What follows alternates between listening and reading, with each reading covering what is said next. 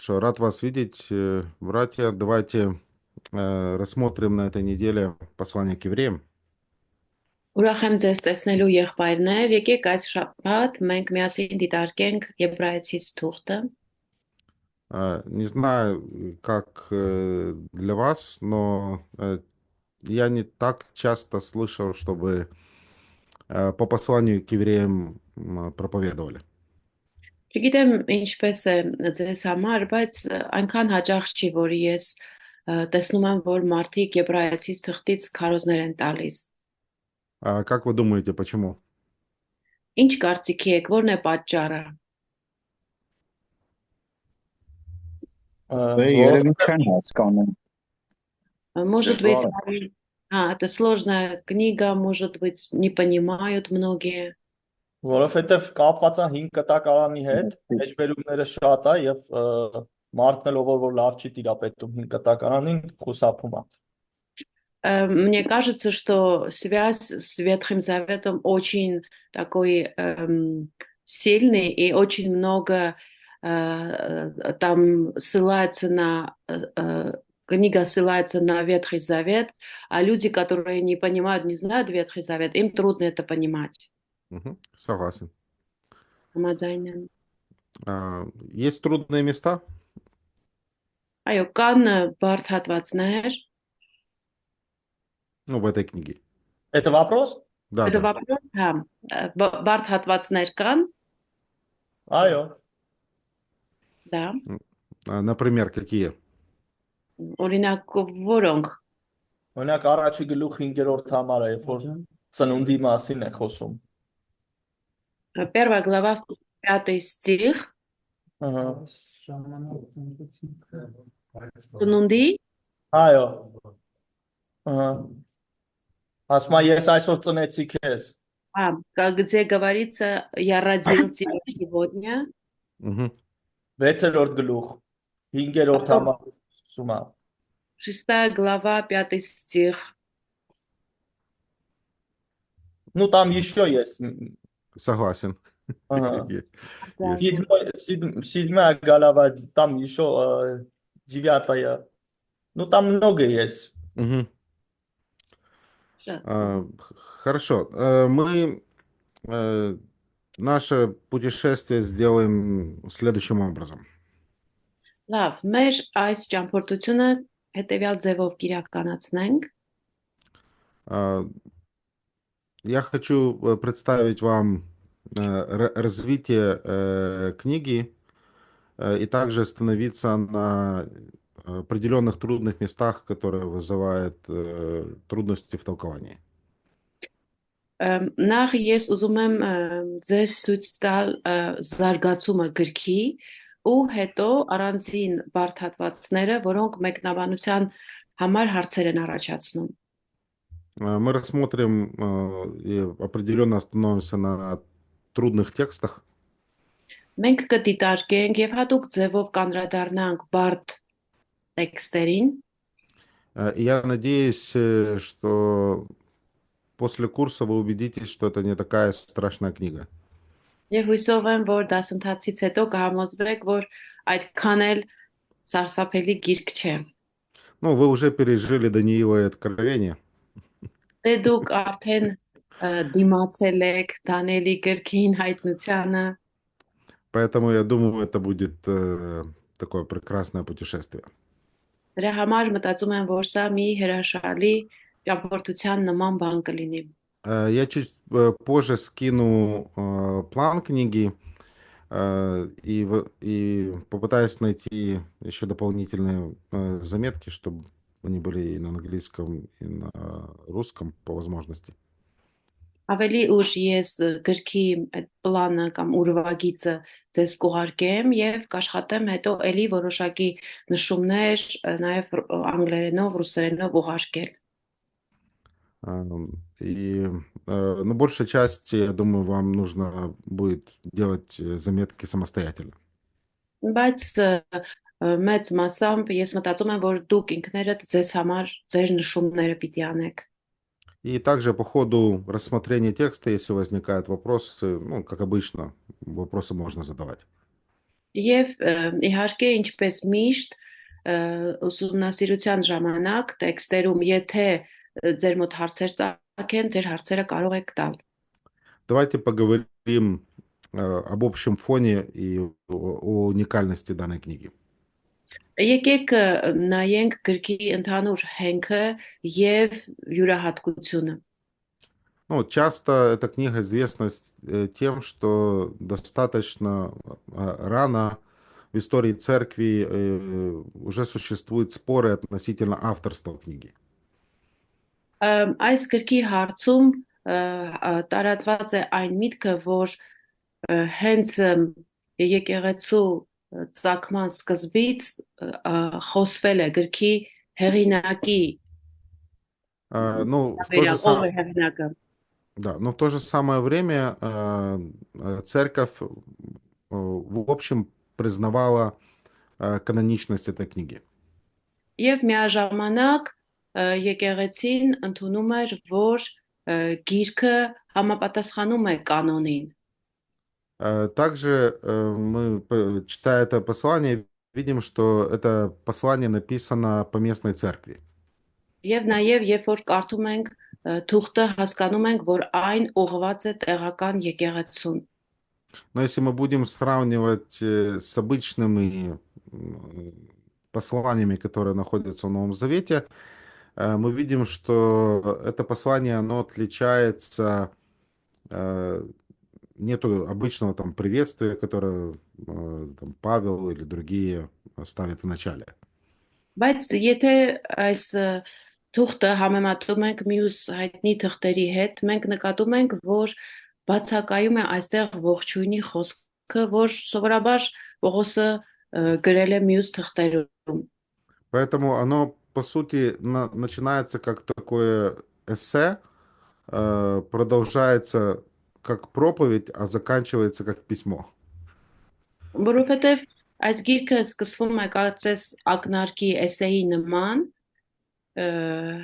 հետո շարունակում է որպես քարոզ, իսկ վերջում ավարտվում է կարծես նամակի նման։ И знатоки греческого языка говорят о том, что сравнивая разные послания и книги Нового Завета, эта книга, она написана очень в таком красноречивом греческом Александрийском стиле. Եվ նոր կտակարանի գիտակները ուսումնասիրող հետազոտողները նկատում են, որ այս գիրքը գրված է շատ պերճախոս հունարեն լեզվով, Ալեքսանդրյան բառապաշարով, համեմատած նոր կտակարանյան թղթերի հետ։ И также эта книга, она уникальна тем, что вносит определенный особый доктринальный вклад в книги Нового Завета. Եվ նաև այս գիրքը յուրահատուկ է նրանով, որ հատուկ վարդապետական ներդրում է բերում նոր կտակարանի մեջ։ И очень много автор говорит о священнической природе и труде Иисуса Христа. Եվ հեղինակը շատ է խոսում քահանայական ծառայության եւ Քրիստոսի գործի մասին։ И также в этой книге есть много таких увещевательных или предупреждающих отрывков. Եվ նաև այս գրքում շատ են հորդորները, այն հատվածները, որով որոշակի հորդորներ են տրվում։ Ну и часть из них определенно вызывает у нас вопросы, как их правильно понимать и толковать. Իսկ դրանց մի մասը մեր մոտ հարցեր է առաջացնում, թե ինչպես ճիշտ ձևով հասկանանք եւ ճիշտ ձևով մեկնաբանենք։ Как вы думаете, главная тема этой книги какая? Ինչ կարծիքի եք այս գրքի գլխավոր թեման որն է։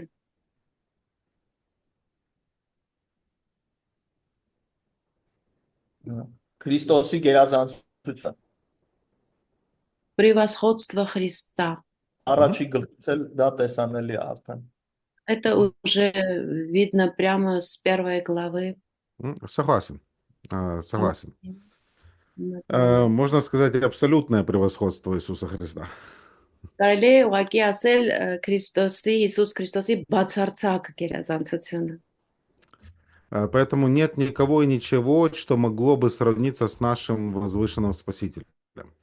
Դրա համար չկա ոչինչ, չկա ոչ մեկը, որ կարողանա մեր վեհափառ փրկչի հետ համեմատվել։ И по этой причине нам всем нужно упорно идти, исследовать за Христом, несмотря на возможные испытания в нашей жизни. Դրա համար էլ մեզ բոլորիս պետք է հաստատակամորեն գնալ Քրիստոսի, հետևել Քրիստոսին, չնայած կյանքի տարբեր դժվարություններին։ И нам нужно сейчас поговорить о вводных темах авторства книги. Այժմ պետք է մենք կխոսենք, կանրադառնանք ներածական մասերին եւ հիմնական թեման ով է հեղինակը, գրքի հեղինակը։ С первого века появилось множество взглядов относительно того, кто мог написать эту книгу. Առաջին դարից սկսած բազմաթիվ մոտեցումներ կային, թե հնարավոր հեղինակը ով է այս գրքի։ Некоторые имеют какое-то обоснование, другие просто очень странные. Այդ որոշակի մոտեցումները մի քանիսը հասկանալի են, բայց կան, որ շատ տարօրինակ հիմնավորումներ են բերում։ Некоторые предлагали, например, Епофраса. Ոմանք առաջարկում էին, կարծիք էին հայտնում, որ Եփափրադիտոսն է գրել, Другие говорили, что это Мария, мать Иисуса, написала. ուրիշներն ասում էին, որ Հիսուսի մայր Մարիամն է գրել, Или какой-то христианский монах. կամ էլ ինչ որ քրիստոնյա ճգնավոր, Или псевдо Павел. կամ էլ ինչ որ կեղծ Պողոս։ Но есть более, скажем так, вменяемые точки зрения. Часто считают, что апостол Павел написал. Բայց կան նաև այլ մոտեցումներ ու ավելի հաճախ կարծիքն այն է, որ Պողոս Առաքյալն է գրել։ Ну, в ваших Библиях есть приписки там в начале там послания апостола Павла, там что-то такое написано? Ձեր հայրենում, ձեր Աստվածաշնչում կա այդպիսի վերնագրերի մեջ, որ Պողոս Առաքյալի այստեղ կա, Ստեղ ով որը եբրայցի, հա, Սարաքյալի թուղթը։ եբрайцы, других Текст каких читал. есть, но про евреев нет, что апостол Павел. Ага.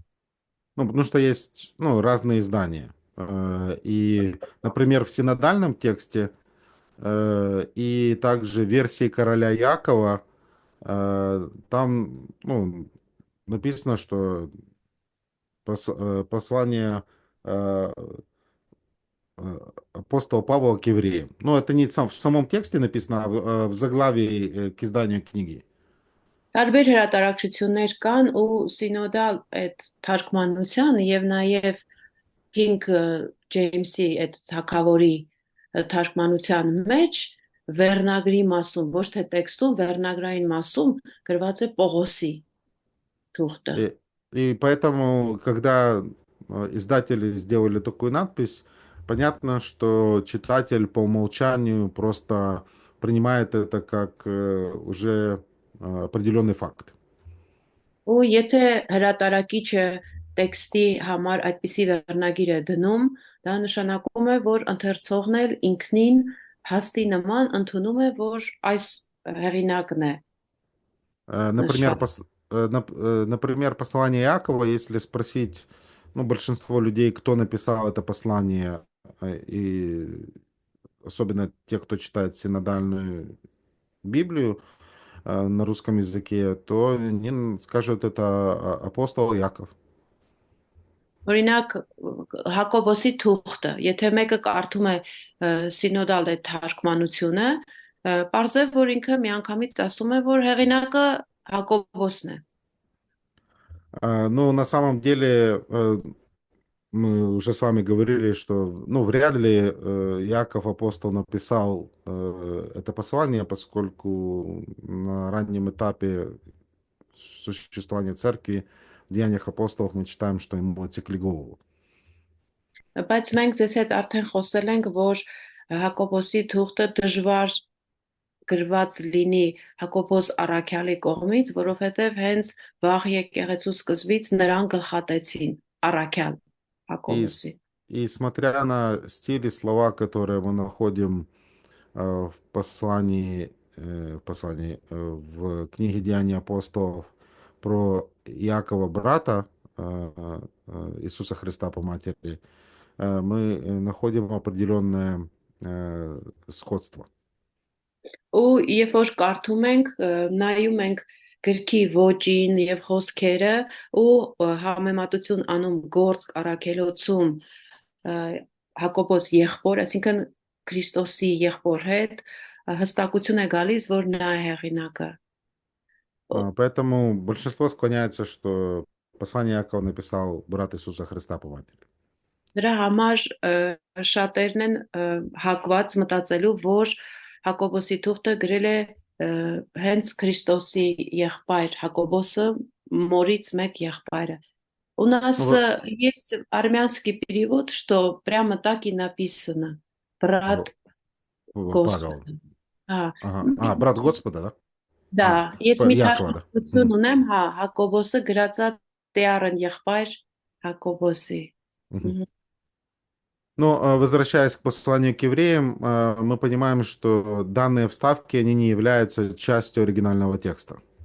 Բայց վերադառնալով Եբրայեցիս թղթին ասենք, որ այդտեղ վերնագրի մոտ ավելացված մտքերը դրանք բնագիր տեքստի մաս չեն։ И, ну, такие надписи, они во многих манускриптах вообще, ну, на протяжении многих веков отсутствуют.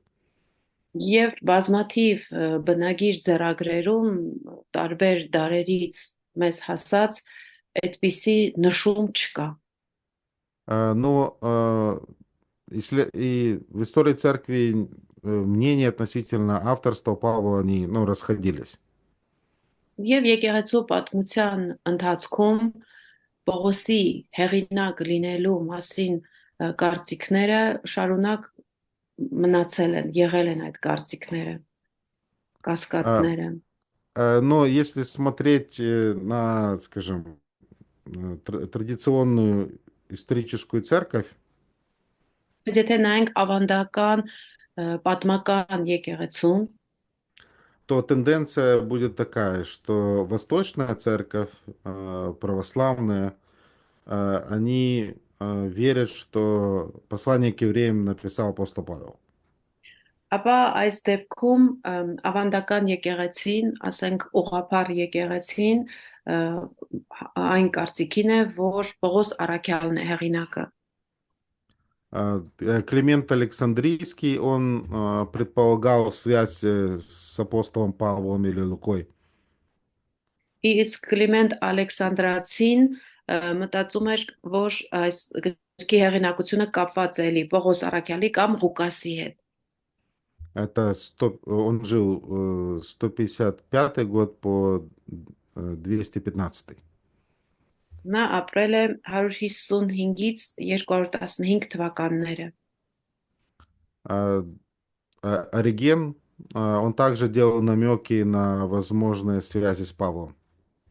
Օրիգոնը նույնպես ակնարկներ էր տալիս Պողոսի հեղինակության հետ կապված, այդ հավանականությունն էր առաջ բերում։ Это 185-253 года его жизни. 185-253. 185-ից 253 թվականներին է նա ապրել։ Евсевий Кесарийский тоже излагал подобные идеи. Եվսեբիոս Կեսարացին նույնպես նման մտքեր թողել է։ И, следовательно, ну, это такой взгляд Восточной Церкви. Но Западная Церковь в целом утверждала и выступала против Павла.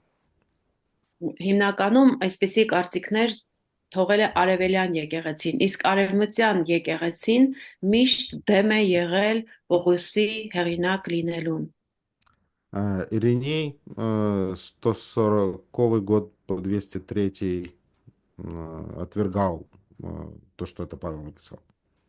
Իրենիուսը, որ ապրել է 140-ից 203 թվականներին, նա մերժել է Պողոսի հեղինակությունը։ Также Ипполит утверждал, что не Павел написал.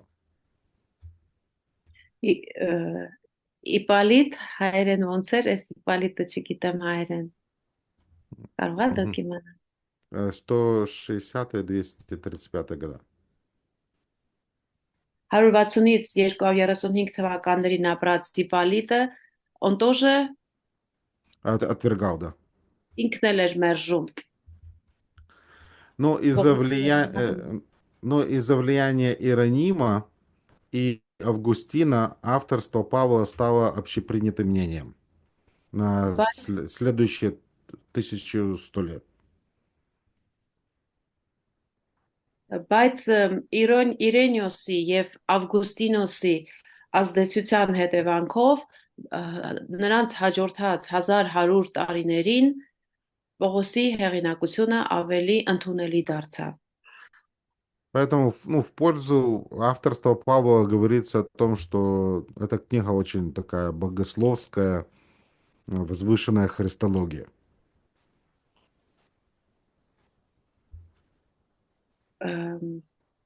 Извиняюсь. В пользу того, что Павел написал эту книгу, ставится аргумент, что эта книга очень богословская.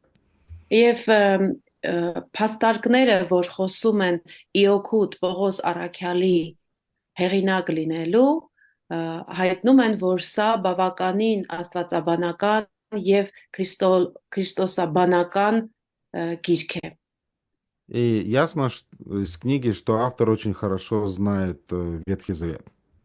Եվ գրքից պարզ է դառնում, որ հեղինակը շատ լավ տեղյակ է 5 կտակարանին։ Ну, мы с вами понимаем, не всякий, кто знает хорошо Ветхий Завет, это апостол Павел.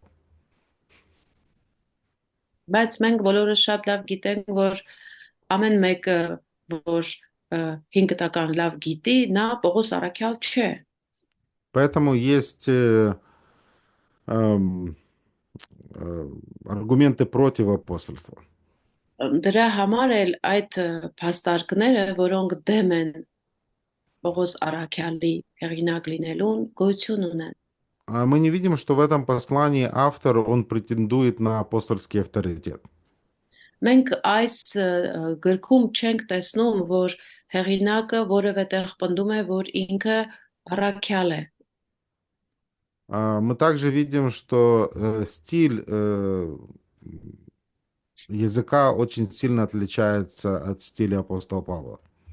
Նաև տեսնում ենք ոճը եւ лезուն ինչ մեծ չափով է տարբերվում Պողոս Արաքյալի ոճից ու լեզվից։ И мы видим, что автор, он последовательно цитирует перевод Септуагинту в своем послании.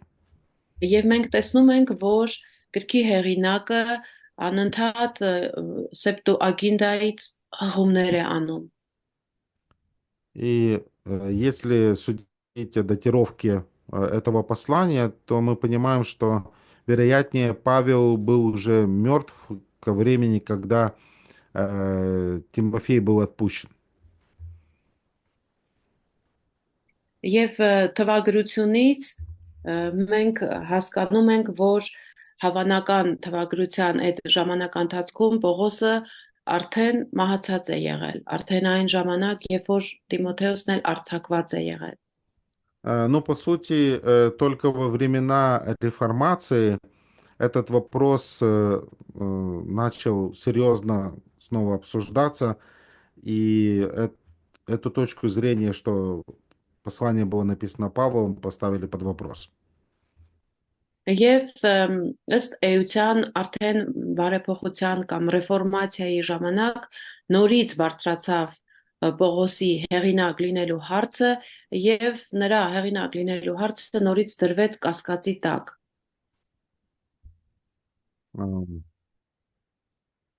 Поэтому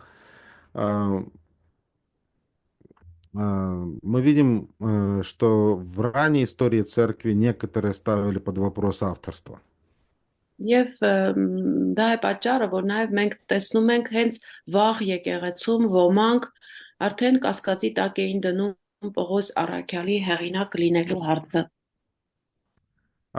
Другие варианты, кроме апостола Павла, предлагали Луку, Варнаву, Аполлоса. Ուրիշ տարբերակներ, որ առաջարկվում էին որպես գրքի հավանական հեղինակներ, մարդիկ ասում էին, որ Ղուկասը, Ապողոսը, Բարնաբասը նրանք են հեղինակը։ Лютер, например, считал, что Аполлос написал это послание. Օրինակ Լյութերը մտածում էր, որ Ապողոսն է գրել այս թուղթը։ Тертулиан, он выдвигал точку зрения, что, возможно, Варнава. Տերտուլիանոսը օրինակ կարծիք էր հայտնում, որ հնարավոր հեղինակը Բարնաբասն է։ Но Ориген в своих трудах он написал следующее, цитата. Но кто написал послание, точно знает только Бог.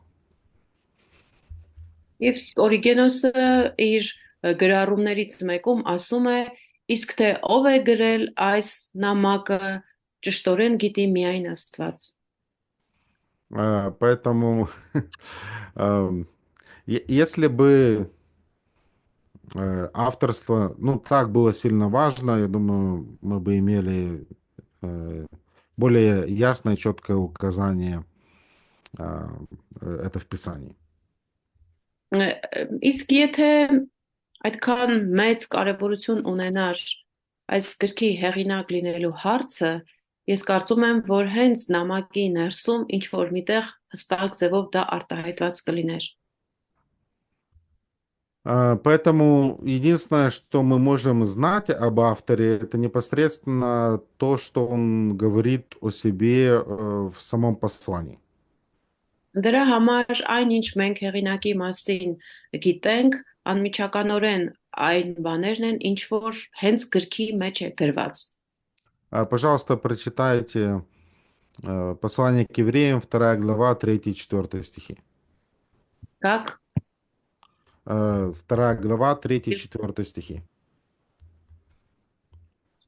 Եբրայեցիների 2-րդ գլուխ 3-4 խոսքերը։ Մենք ինչպես պիտի ստատվենք, եթե անհոգ գտվենք այնպիսի մեծ փրկության հանդեպ, որ նա խրճակվեց Տիրոջ կողմից եւ ապա մեր մեջ հաստատվեց նրանց միջոցով, որ իրենից էին լսել, եւ Աստված ինքն էլ դա վկայեց եւ նշաններով եւ զորավոր գործերով, զանազան հրաշքներով եւ Սուրբ Հոգու պարգևներով իր կամքի համաձայն։ В этом отрывке мы определенно видим, что автор не был апостолом, так как он вместе со своими читателями, к которым он обращает это послание, они приняли Евангелие от апостолов, которые слышали от Христа. Մենք այս հատվածից տեսնում ենք, որ հեղինակը առաքյալ չի, որովհետև ինքը ասում է, որ իր լսարանն ընթերցողները ավետարանը ընդունել են նրանցից, ովքեր առաքյալ են եղել ու Հիսուսին անմիջական առաքյալներից են եղել։ Поэтому это был верующий во втором поколении, если так можно сказать. Ու եթե կարելի է այդպես ասել, նա եղել է այդ հեղինակը եղել է արդեն երկրորդ սերունդի հավատացյալ։ Потому что, ну, в этих стихах, что мы читаем, первое, это то, что Евангелие было проповедано Господом, Ինչ ենք այստեղ կարդում այս հատվածում։ Առաջինը, որ ավետարանը Տիրոջ կողմից հռչակվեց, и потом он говорит, как бы в-третьих, это Евангелие в нас утвердилось, հետո էլ ասում է այդ ավետարանը մեր մեջ հաստատվեց, но как вот оно утвердилось? Не от Господа, а от слышавшими от Него. իսկ ինչպես հաստատվեց։ Ոչ թե հենց անմիջապես Տիրոջից, այլ նրան լսողների միջոցով։ И поэтому, когда автор говорит о том, что в нас, это означает, он себя причисляет к читателям, что вы, как и я, мы услышали от апостолов.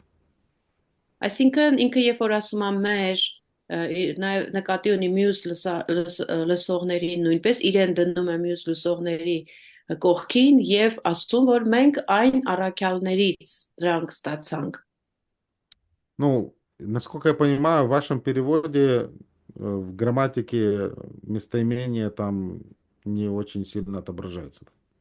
Որքանով ես հասկանում եմ, ձեր քերականության մեջ դերանունները սեռային տարբերություն չունեն, չէ՞։ Չեն առանձնանում։ Но я думаю, вам понятно, или в тексте видно, что автор говорит о себе вот так уже в третью очередь. Իսկ ձեզ մոտ հասկանալի է, տեքստից երևում է, որ կարծես հեղինակը ասում է, որ կարծես երրորդ հերթում։ Այդ բակալիության երևում է։ Да, это видно насчет поколений. Хорошо. И также, читая это послание, мы можем видеть, что автор хорошо знал читателей, к которым он обращает это послание. Եվ նաև այս նամակի մեջ մենք տեսնում ենք, որ հեղինակը շատ լավ գիտի իր լսարանը, նրանց ում հղում է այս նամակը։ Он непосредственно был частью этой группы верующих. Նա հենց հավատացյալների այդ խմբի ուղակի մի մասն է եղել։ И, должно быть, обладал определенной степенью признанного авторитета. Եվ ամենայն հավանականությամբ ինքը որոշակի ընդունված հեղինակության աստիճան է ունեցել։ И также в конце послания мы с вами знаем, что автор имел тесные связи с сотрудниками Павла, ну, Тимофеем.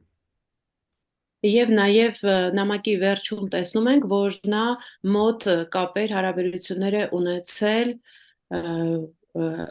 գործիչների հետ, հոգևոր գործիչների համագործակիցների հետ, ինչպես օրինակ Տիմոթեոսի հետ։ И мы уже сказали, что он очень хорошо знал греческий и ораторское искусство. Եվ նաև արդեն ասացինք, որ այս հեղինակը շատ լավ տիրապետել է հունարենին եւ տիրապետել է քարոզելու այդ արվեստին, հռետորի արվեստին։ И обладал глубоким богословием, пониманием библейского богословия. Եվ նաև աստվածաշնչյան տեքստերի հմուտ բանիմաց գիտակ է եղել։ Поэтому относительно авторства, наверное, нам не стоит воевать относительно, кто его написал. Можно сказать, знает только Бог, и, наверное, что это не Павел. Ոստի գրքի հեղինակի հարցում ավելի լավ է մենք ինչ որ վիճաբանությունների մեջ չմտնենք, ուղղակի մենք էլ ասենք, որ Աստված գիտի միայն եւ թերևս Պողոս առաքյալը չէ հեղինակը։ Поскольку Павел ясно в послании Галатам 1 главе вы говорите, что я принял Евангелие не от людей или через людей, а непосредственно от Иисуса Христа.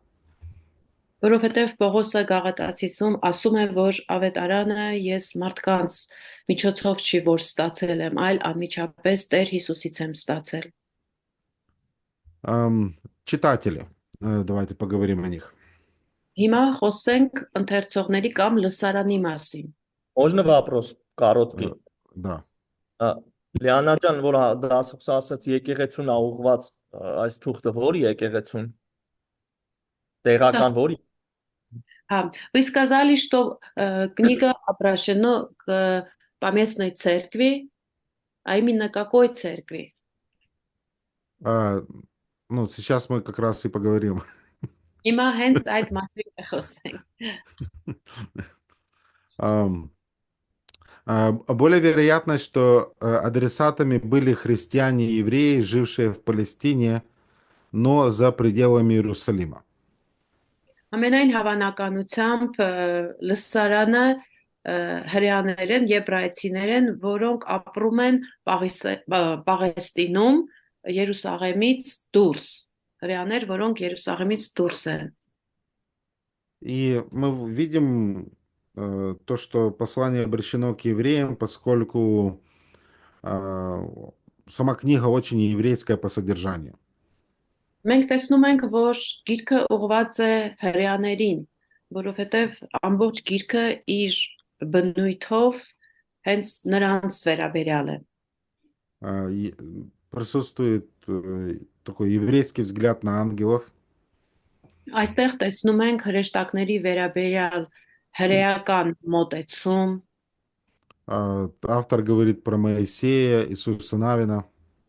Հեղինակը խոսում է Մովսեսի, Հեսուի մասին։ Он проводит сравнение и говорит о превосходстве священничества и священнического труда Иисуса Христа по отношению к ветхозаветнему священничеству. Նա խոսում է քահանայության մասին եւ նաեւ խոսում է Հիսուս Քրիստոսի կատարած քահանայության մասին, որը գերազանց է համեմատած հին կտակարանային քահանայությանը։ И автор, он ссылается на конкретные, скажем, обстоятельства и трудности, которые возникали в церкви. Եվ հեղինակը անդրադառնում է առանձին հանգամանքների եւ դժվարությունների, որոնք ծագել էին եկեղեցում։ Также автор делает ссылки на гонения, которые эти верующие пережили в первые дни. Եվ նաև հղում է անում ու խոսում այն հալածանքների մասին, որ հավատացյալները կրել են առաջին օրերին։ И он также говорит о людях, которые имеют горечь.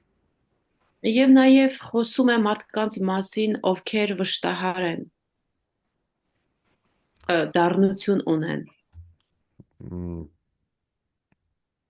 И само послание, оно содержит такой явный еврейский по стилю такую аргументацию. Եվ ամբողջ գիրքը թուղթը ինքնին իր մեջ ունի հրեական փաստարկումներ։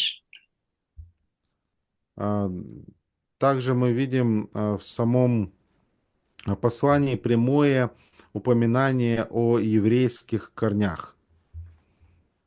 Մենք նաև հենց թղթի մեջ տեսնում ենք հրեական արմատների մասին խոսող հատվածներ։ Можем посмотреть, например, 2 глава, 16 стих. Օրինակ երկրորդ գլուխ 16-րդ խոսքը, Речь идет о семье Авраамова. որտեղ խոսվում է Աբրահամի սերմի մասին։ 3 глава, 9 стих. Երրորդ գլուխ 9-րդ խոսքը, Где искушали меня отцы ваши. ասում է, որտեղ ձեր հայրերը փորձեցին ինձ։ Поэтому, из таких утверждений также, 1 глава, 1 стих. Նաև նմանատիպ հաստատումներ են առաջին գլխի առաջին խոսքը, говоривший издревле отцам в пророках. որտեղ ասվում է, որ հին ժամանակներում մեր Ну, հայրերի հետ մարգարեների միջոցով э, խոս... ну, автор говорит, что тексты Писания, обетования, они непосредственно вас касаются. Այսինքն նաև հեղինակը ասում է, որ այս տեքստերը, այս խոստումները, այս ամեն ինչը անմիջական ձեզ են վերաբերվում։ И также в этом послании мы не находим каких-либо ну, споров между язычниками и иудеями. Այստեղ այս գրքի մեջ մենք նաև որևէ ձևի ինչ որ վեճեր չենք տեսնում հրեաների եւ հեթանոսների միջև։ Мы понимаем, что эта церковь состояла из евреев, но, вероятнее всего, они в самом Иерусалиме непосредственно не находились. Մենք հասկանում ենք, որ այս եկեղեցին կազմված է հրեաներից, բայց հենց իրենք այդ հրեաները եկեղեցու Երուսաղեմից չեն, Երուսաղեմում չեն ապրում։ И почему мы делаем такой вывод, поскольку 12 глава, 4 стих, мы читаем следующее утверждение. Ինչու ենք 12:4. կարողանում այսպիսի կարծիք հայտնել, որովհետև 12-րդ գլխի 4-րդ խոսքում հետևյալն ենք կարդում, Вы еще не до крови сражались. որ ասում է մինչև այրուն թափելու չափ չմարտնչեցիք, Другими словами, эти верующие пережили определенное гонение, но никто не пострадал смертью по причине этих гонений. այլ խոսքերով ասած նրանք հալածանքների էին ենթարկում, բայց այդ հալածանքները չհասան այն աստիճանի, որ մահանային։ Ну, в Иерусалиме, в церкви, люди некоторые умерли из-за гонений. Իսկ Երուսաղեմում եկեղեցում հալածանքների պատճառով ոմանք մահացան։ И также мы можем сказать, что в этой церкви, ну, была необходимость увещевать эту церковь, чтобы они подчинялись руководству церкви. 13 глава, 7 стих. Եվ նաև կարող ենք ասել, որ այստեղ հորդորներ են արվում, նամակի մեջ ընդհանուր եկեղեցուն հորդորներ է արվում, որ իրենք հնազանդվեն ընդհանուր եկեղեցու կառավարմանը 13-րդ գլուխ 7-րդ խոսք։ Это то, что мы можем сказать про церковь. Более точную локацию, где они там находились, мы не знаем. Այսքան բանը կարող ենք ասել եկեղեցու մասին, բայց հենց կոնկրետ տեղը, որտեղ գտնվում է եկեղեցին, դրա մասին չենք կարող ասել։ Да. Можно несколько вопросов? Да. Только напомни мне, когда перерыв. Сейчас скажу. Հələ ունենք 23 րոպե։ У нас 23 минуты есть։ Ага, хорошо. Լիանա ջան հարցը կապված էր այս ասեց որ հորդորա եկեղեցուն որ հնազանդվեն եկեղեցու կարգու կանոնին ըստ 13-րդ գլխի։ Вы сказали, что согласно 13 главе, там 7 стих, Угу. были увещевания, чтобы они были как бы послушны руководству церкви, да? Правильно. Ну, брали пример с тех, кто проповедовал им Евангелие, наставники. Ասում է, որ նրանցից օրինակ վերցնեն, ովքեր որ իրենց ավետարանը քարոզում են, նրանց օրինակին հետևեն։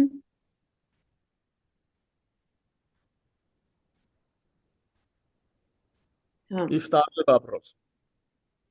12-ի 4-ը Լիաննա ջան, որ ասեց դուք դեռ արյուն թափելու դիմադրություն ցույց չտվեցիք, այդտեղ համար ասում է մեղքի դեմ պայքարում։ Կարող է թարգմանական սխալ է, որտեղ դա ասախոսը ուրիշ մեկտություն արեց։ И еще 12 глава 4 стих, где говорится, что до конца не сражались.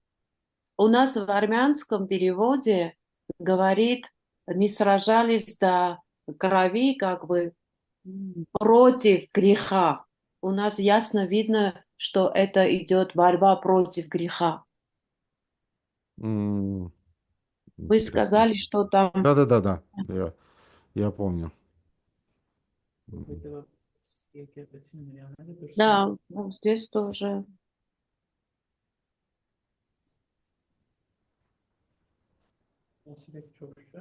У меня две разные переводы, я так смотрю. Ну, подвязаясь против греха. Ну, что это, скажем так, фактически или практически может означать на практике? Если ты следуешь за Христом, ты будешь страдать. Այս խոսքը գործնականում ինչ է նշանակում, որ եթե դու հետևում ես Քրիստոսին, դու չարչարանքներ, տառապանքներ կունենաս։ И чем, скажем так, ярче ты будешь светить во тьме, тем больше будет совершаться давление на тебя. Եվ որքան ավելի պայծառ դու կփայլես խավարի մեջ, այնքան ճնշումները քեզ վրա ավելի շատ կլինեն։ И, возможно, нужно будет платить цену. Եվ հնարավոր է, որ պետք կլինի գին վճարել։ Ну, выше в этом же контексте автор ставит пример Христа, который перед тем, как получить славу, должен был пройти через смерть.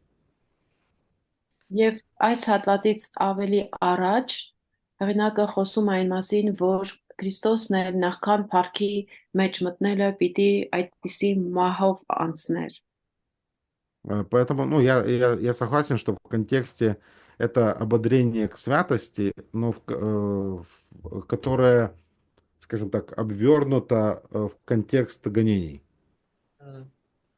Եվ դրա համար, այո, ես համաձայն եմ համատեքստի մեջ այստեղ հորդորը սուրբ կյանք ապրելու մասին է, բայց մյուս կողմից էլ կարծես դա նաև ինչ որ ձևով ծրարված է հալածանքի համատեքստի մեջ։ Поэтому, по сути, автор, он ободряет церковь, они уже частично пострадали, и некоторые имеют искушение вернуться назад в иудейскую религию, чтобы, возможно, избежать дальнейших последствий.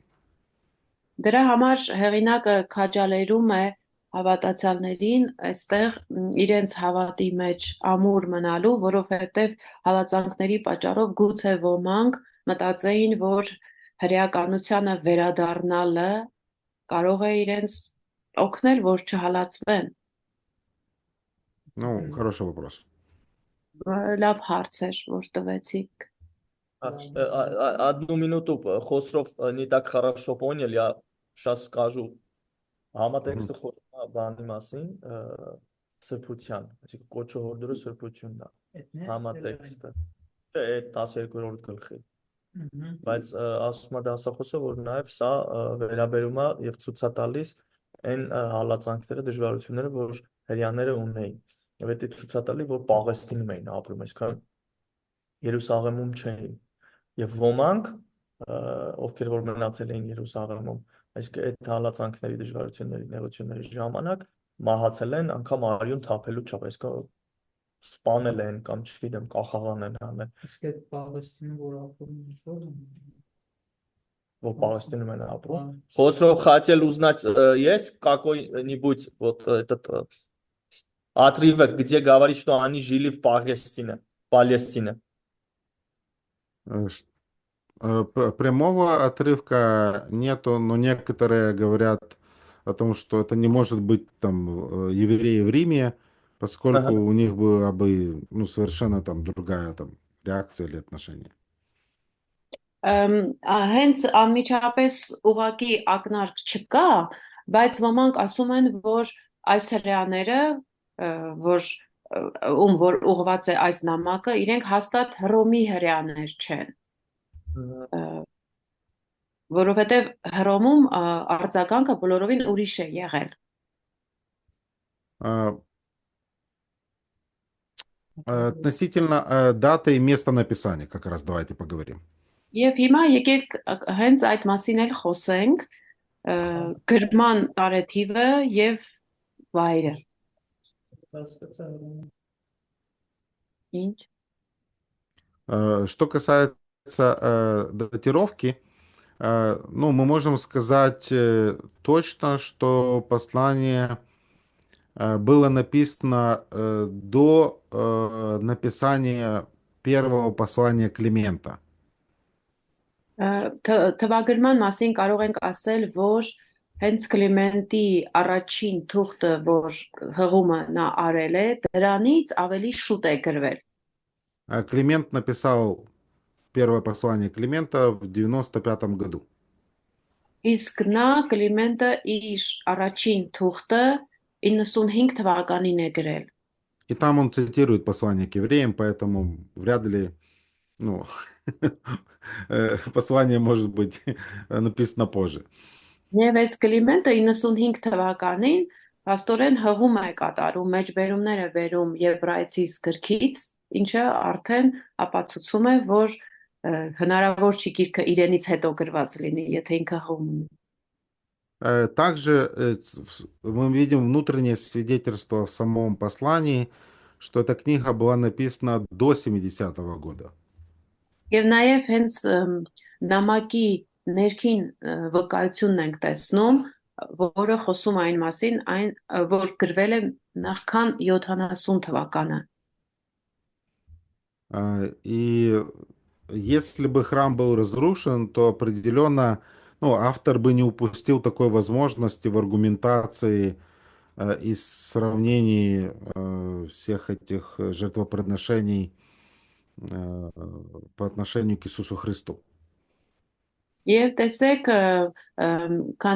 եթե նամակի գրման ժամանակ արդեն տաճարը քանդված լիներ, ինչպես 70 թվականին, հեղինակը, որ գրում էր եւ շատ համեմատություններ անում 5 կտակարանի զոհաբերությունների մասին, ինքը հաստատ ինչ որ մի ձևով տաճարի կործանման մասին մի քանի բառ կգրեր։ И, вероятнее всего, к 68 году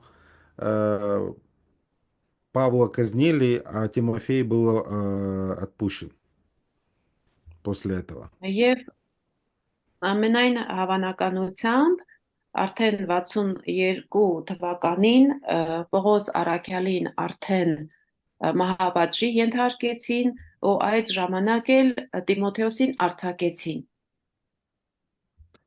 Относительно, поэтому 68 до 70 где-то, может быть, в этот период. Դրա համար հավանական է, որ 68-ից մինչև 70 թվականը ընկած ժամանակահատվածում է այն գրվել։ Ну, относительно места написания тут трудно сказать, где оно было написано. Ինչ վերաբերվում է վայրին, թե որտեղ է այս նամակը գրվել, դա դժվար է ասել։ Некоторые ссылаются на 13 главу, 24 стих. Ոմանք 13-րդ գլխի 24-րդ խոսքին են հղում,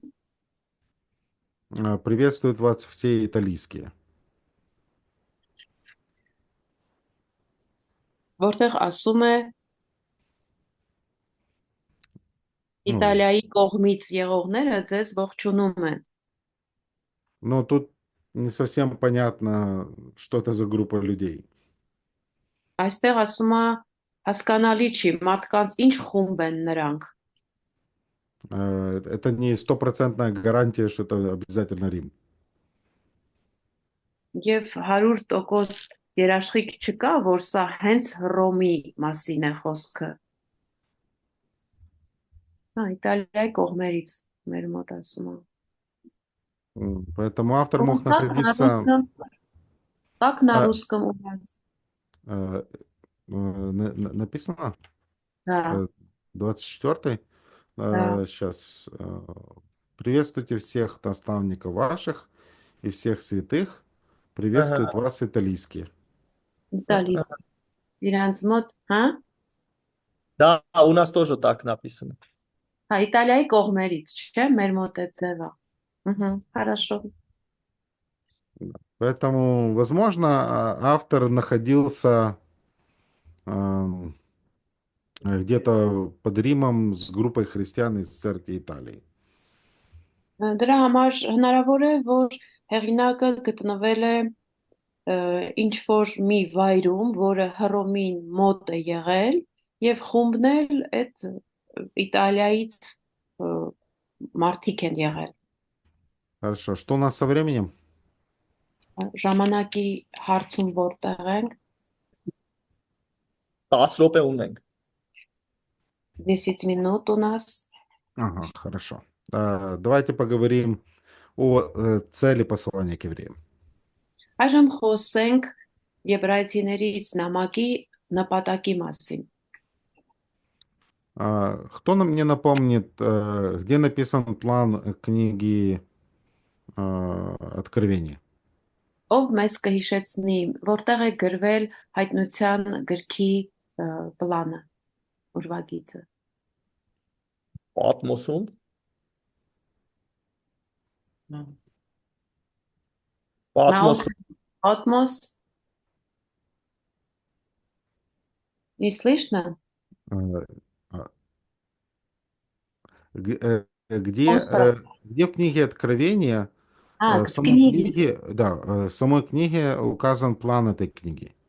գրքի ներսում, հայտնության գրքի մեջ, որ մասում է խոսվում այդ մասին։ 1:19 առաջի գլուխ 19 Первая глава Գրава, 19 стих Молодец. ապրես։ Да, то в послании к евреям мы можем видеть, что автор прямо указывает на тему, что собой представляет это письмо. Եվ Եբրայեցիս նամակում մենք տեսնում ենք, որ հեղինակն ինքը անմիջականորեն ասում է, թե ինչ է իրենից ներկայացնում այս նամակը։ 13 глава, 22 стих. 13-ի 22-րդ խոսք։ Это, как там у вас написано? Это слово какое? Հայերենում ինչ խոսք է գրված ես մոտ։ Հորդորանք Դա уповещание, Да, да, увещание. увещание։ А что это слово означает? Այդ բառը ինչ է նշանակում։ Ինչ է։ հենց այդ էլ նշանակում է Именно это Ну означает да. именно это։ Ну да, это не объяснение. Դե դա բացատրություն չէր, հորդորանք ինչ է։ Ագո սինոմինիս ասա հոմանիշ կարամ ասեմ Я могу объяснять синонимы, через синонимы. Ну да, да, это желательно. Ցանկալի կլինի այդպես։ Հորդորել, ինչ է նշանակում։ Հորդորել նշանակում է օրինակի համար խորհուրդ տալ, խրատել, չգիտեմ, խրախուսել, քաջալել Дать совет, ободрить, Հա, как бы учить, дисциплинировать. В хорошем смысле. Такой широкий спектр. А, Լայն ընդգրկում բան։ Ահա Ну, греческое слово, наверное, вы слышали или часто слушаете там в разных проповедников, которые любят с кафедры произносить какие-то греческие слова. Երևս լսել եք բազմաթիվ քարոզիչների, որ սիրում են ամբիոնից շատ հունարեն բառեր օգտագործել։ Вы слышали такое слово «параклейтос»? Լսել եք, չէ՞, պարակլետոս բառը։ Ну, это кто? Ով է դա։ Սուրբ Հոգին։ Դուխ Սվիտոյ։ Да, речь идет об утешителе. Այո, այստեղ խոսքը մխիթարիչին է վերաբերվում, Поэтому это тот, кто утешает или защищает. այսինքն նա մեկն է, ով մխիթարում է կամ պաշտպանում է։ Но тут у нас это слово не... как это у нас? Это слово означает тот, кто становится рядом, чтобы поддержать. Դրա համար այստեղ օգտագործված բառը նշանակում է մեկը, ով որ կողքից կանգնում է, որպիսի սատարի։ Поэтому автор пытается помочь читателям пройти через такое трудное время. Ուստի հեղինակը փորձում է ընթերցողներին օգնել, որպիսի նրանք կարողանան անցնել այդ ծանր ժամանակներով։ И поэтому люди нуждаются в поддержке. Դրա համար էլ մարդիկ կարիք ունեն, որ իրենց աջակցեն, Чтобы двигаться дальше. որ իրենք կարողանան շարունակեն առաջ շարժվել։ Вы видели когда-нибудь, когда птицы летят, ну, таким клином, косяком? Երբևէ տեսել եք, որ թռչունները այսպես երամով թռնելիս լինեն, որ այդ երամը կարծես սեպի նման լինի։ Տեսել եք։ Այո, Кому труднее всего лететь? Որ մեկին է ամենից դժվար թռչելը։ Իհարկե առաջինին որտեվ քամին իր վրա է վերցնում ինքը։ Первому труднее, потому что как бы берет на себя вот удар ветра. А что делают другие птицы в это время? Իսկ մյուս թռչունները այդ ժամանակ ինչ են անում։ Ну, понятно, что не летят, но Դա հասկանալի է, որ թռչում են։ Հետևում են, Երթափոխում։ հետևում են առաջ. Они исследуют, и Хосров говорит, что они по очереди меняются. так, они меняются по очереди, но также они часто издают звук. Այո, նրանք հետո հերթով փոխվում են, բայց հաճախ նաև ինչ որ ձայն են արձակում։ И таким образом они ободряют первого идти дальше. Եվ այդ ձայն արձակելով նրանք կարծես քաջալերում են, որ առաջինը շարունակի առաջ շարժվել։ Поэтому мы нуждаемся в поддержке, когда встречаемся с трудностями. Երբ որ մենք դժվարությունների ենք հանդիպում, մեզ կողքից աջակցողներ են պետք։ И мы понимаем, что по воле Божией Бог побудил автора написать это письмо такого ободрения, чтобы они не унывали в контексте страданий. Եվ ուստի մենք հասկանում ենք, որ Աստված իր կամքով հեղինակին միտք է տալիս, նրան ուղղորդում է, որ ինքը մարդկանց քաջալերի, հորդորի, որպեսզի իրենք հանկարծ դժվարությունների մեջ չտրտնջան, И չթուլանան։ рецепт, который предлагает автор, это не сидеть и жалеть себя, какой я бедный, грешный, несчастный. Եվ այստեղ կարծես այն բաղադրատոմսը, որ հեղինակը տալիս է, նա չի, որ մարդը նստի ասի, ինչ խեղճ եմ ես, ինչ դժբախտ եմ ես, այսպես խեղճանա, И это не возвращаться назад, как будто раньше было лучше. ու հանկարծ հետ չվերադառնա, մտածելով, որ նախկինում ավելի լավ էր վիճակս։ Но это взирать на Христа, Այլ դրա փոխարեն պարզապես հայացքը հառի Քրիստոսին держаться Его. եւ ամուր բռնի նրանից։ И автор говорит о Христе, показывая Его абсолютное превосходство. Եվ հեղինակը խոսում է Քրիստոսի մասին, ցույց տալով նրա բացարձակ գերազանցությունը։ Поэтому нам никогда не нужно терять Его из виду. Դրա համար երբեք մենք պետք է մեր տեսադաշտից չկորցնենք նրան։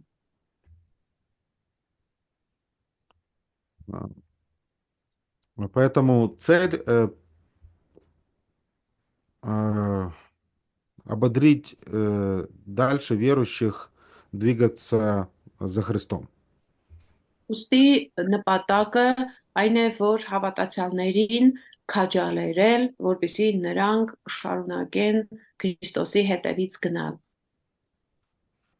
И автор в этой книге, по сути, добивается этой цели двумя такими основными методами. Եվ ըստ էության հեղինակը այդ նպատակին հասնում է երկու տարբեր մեթոդներով։ Как я уже сказал, первое, он показывает превосходство Иисуса Христа. Ինչպես արդեն ասացի, առաջին հերթին նա ցույց է տալիս Քրիստոսի գերազանցությունը, И поэтому он говорит читателям, посмотрите, Христос выше откровения Ветхого Завета.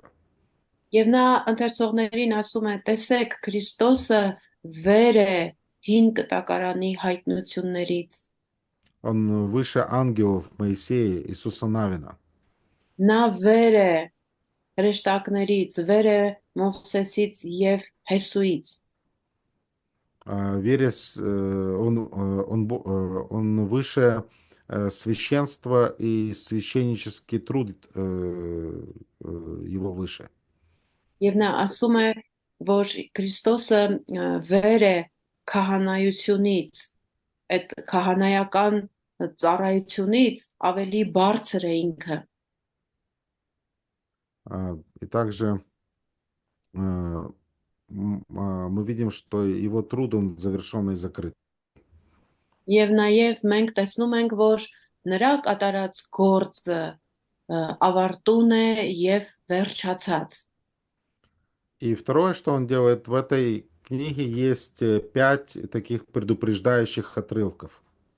Երկրորդ բանը, որ նա անում է, հետեւյալն է, որ այս գրքում կան 5 զգուշացնող հատվածներ։ Вторая глава, в 3 главе, с 3 там, часть 4 главы, с 5 главы, ну, мы будем говорить об этих отрывках. Մենք դրանց մասին կխոսենք երկրորդ, երրորդ, չորրորդ, 5-րդ գլուխներում դրանք накатում ենք։ По-моему, вопрос. Да, это перерыв. Причем, Нет, это не вопрос для перерыва, просто Խոսրով там բառ էր մի հատ ուզում վերհիշել գտանք։ Ну, Լիանա ջան, մի հատ բան հարցնեմ, էլի, որ ասեց նպատակին, այսինքն այդ քաջալերել, տեսանք, որ նպատակը քաջալերելն է եւ քաջալերել, այսինքն այդ նպատակին հասնում է երկու ձևով։ Առաջինը Հիսուսի գերազանցությունն էր եւ երկրորդը տեսեք, որ Քրիստոսը վեր է հին կտակարանի եւ մարգարեներից եւ ծեսերից, չէ՞։ Эса հարցնենք։ Вы сказали, что он свою цель показывает двумя методами. Как первый, он говорит о превосходстве Христа. И второе, это предупреждающие отрывки. Հովսեփ երկրորդը այդ որ դու ասացիր, այդ ամբողջը գերազանցություններ, իսկ երկրորդը զգուշացումներ է տալիս։ Հիմա զգուշացումներին հետո կանրադառնա։ Մեկը գերազանցությունը, ամեն ինչում, ամեն առումով գերազանցություն, մյուսը զգուշացումները։ Մի վարքան, այսինքն նոր պետք է խոսենք զգուշացումների մասին։ Այսինքն մյուսները սաղ թվարկում է, էլի։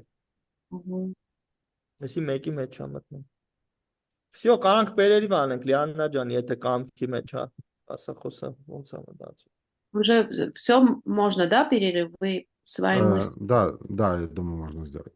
Да. Сколько минут? 20 А, 20 минут. Хорошо, 20 минут. Хорошо Да, до встречи. Հովսեփ, այդ բանը ունեք, հա, ժամանակային բանը։ Ինձ կարողա կամ ասենք հա Լիանա ջան մենակ անունս շփոթել ես Հովնան Հովնանը, վայ, կներես։ ես Հայկ եղբորը կխնդրեմ ինքը կուղարկի իր մոտ է Հա, լավ, մերսի։